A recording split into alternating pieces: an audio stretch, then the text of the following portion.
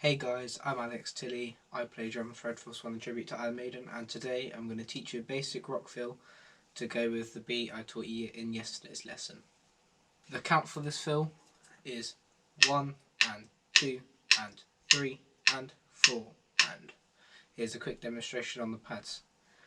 1 and 2 and 3 and 4 and. So we are playing 2 notes on each drum if we're on a drum kit. This is if you had 1 snare and 3 toms.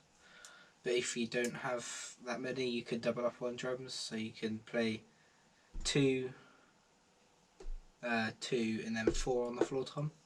Or if you want, you can play 2 on the ride as well to compensate for the extra tom. So again, this is how it's played. So you go 1 and 2 and 3 and 4. 1 and 2 and 3 and 4 and. So this is how it's played again, but this time coming from the beat, so we go like this.